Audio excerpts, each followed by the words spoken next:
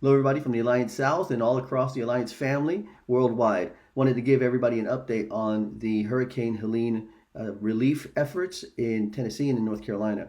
I just spent about 30 minutes speaking with Pastor Brent Metcalf from the Table Church in Brevard, North Carolina. We were able to reduce that down to about 10 minutes, so please make sure you watch it. It has important information on updates from the families in the previous video and ways that you can help and how to locate them. Now, as I was talking with Brent, I realized that not even he was following us on Facebook. So he had not seen the video that was posted about the work that he's doing in that community.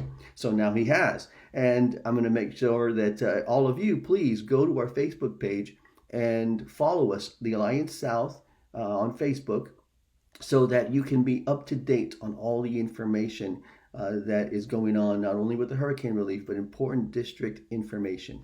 So again, watch the video, you'll get updates and know how to pray, know how to give, and how to continue to respond, because this work is going to continue and it's going to last a while. So please be praying for us, and I thank you for letting for all that you have given and contributed to this work.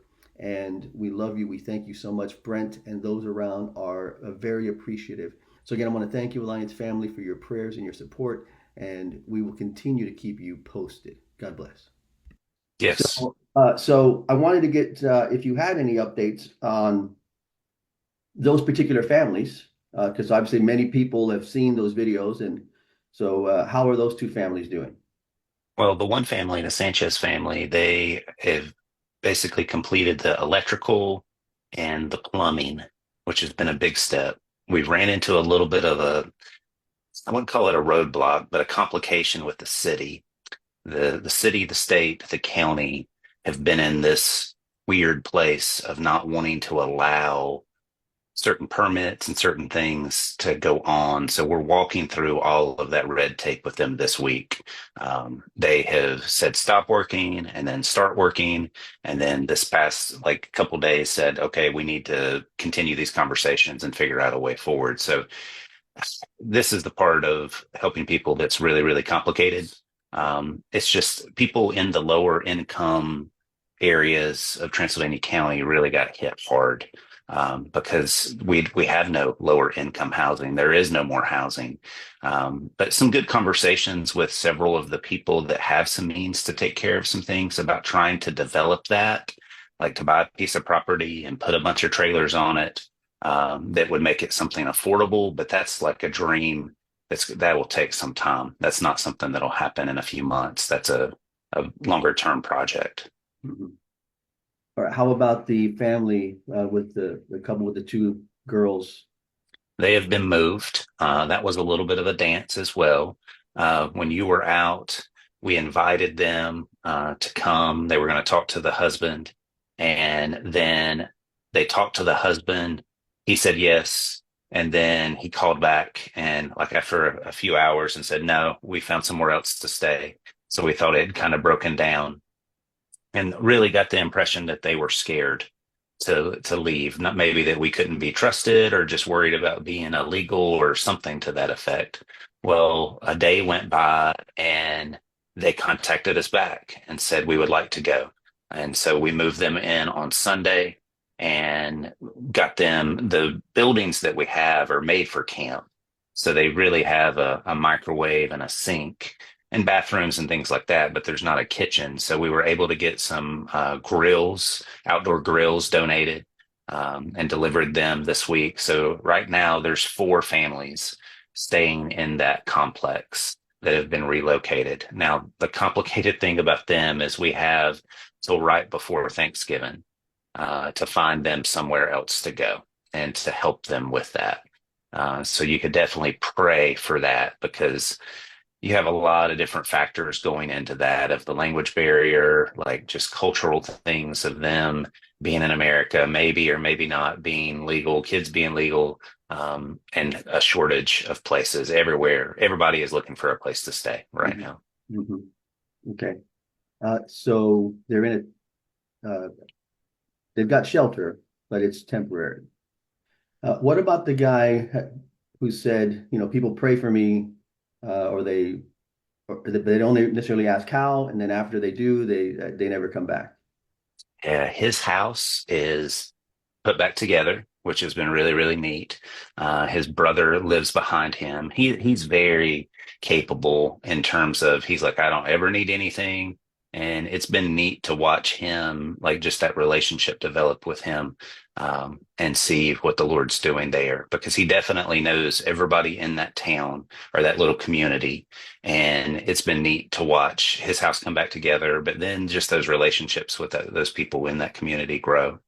There's some guys that live right in front of the trailer that we visited with the family that we moved, and the relationship with those guys is growing as well.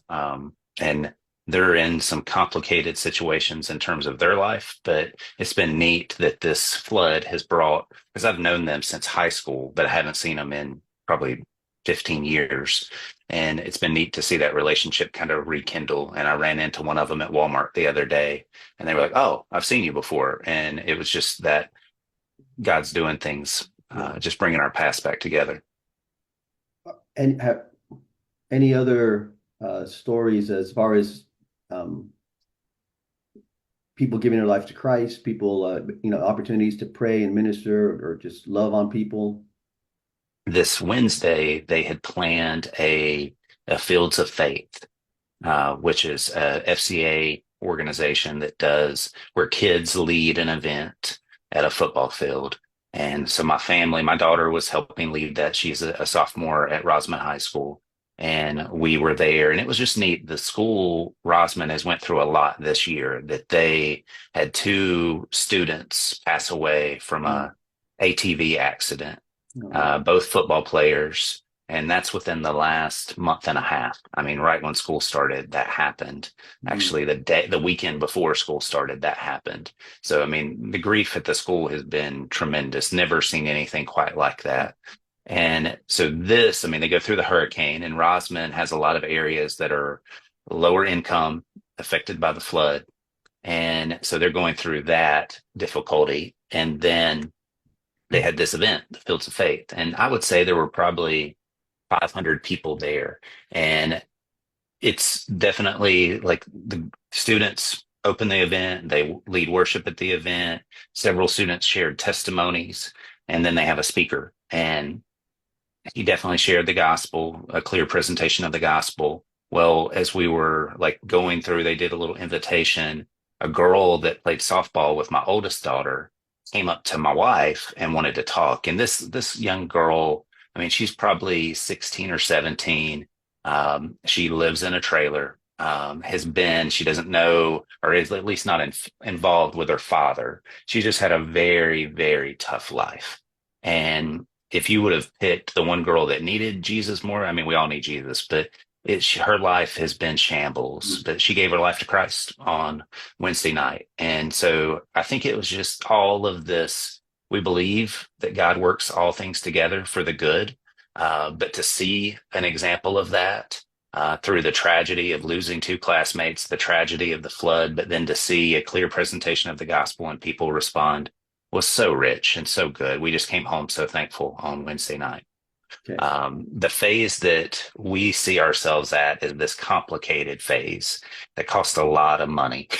that trying to relocate people to help them find their next place to stay because they can't go back to where they were at. Um, they've lost Mm. income because of not being able to work for a week and a half after the hurricane. Um, and they are missing car payments, bills, things like that. So this is the very expensive part of the process of Right. trying to get people back on their feet. Right. Okay.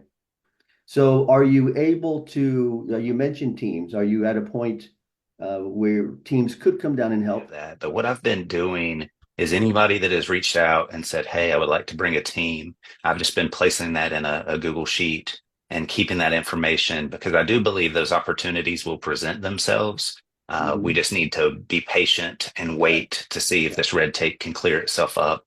And it may get to the place that they're like, well, licensed contractors can't do this work. But other people can do that work. If that's the door that swings, then I think we'll have ample opportunities for teams to come in and be able to help. Okay. So for churches that have collected, let's say they really want to have a coat drive instead of just sending money. Is your address on a website or on Facebook where they can um, find out where to send, best places Yeah, to if you, the easiest way is to type brevard.church, and that'll take you right to our website. And we have a PO box there, and then we have a physical location, which is the school. Don't send stuff to the school. That would be counterproductive. I'm sure they wouldn't appreciate that for just a bunch of stuff to show up right? at the school. But you can contact us through that. All of our information's on there, and we would figure out the best way to get that in to my garage or other places that we can store that we have. Okay. Okay. We'll make sure that we put that link and information on the website and the Facebook page so that they can get that to you. Well, thank you so much for everything you are doing, and know that the district and the entire Alliance family is praying for you and supporting you. So, Appreciate that very much. um, We feel that.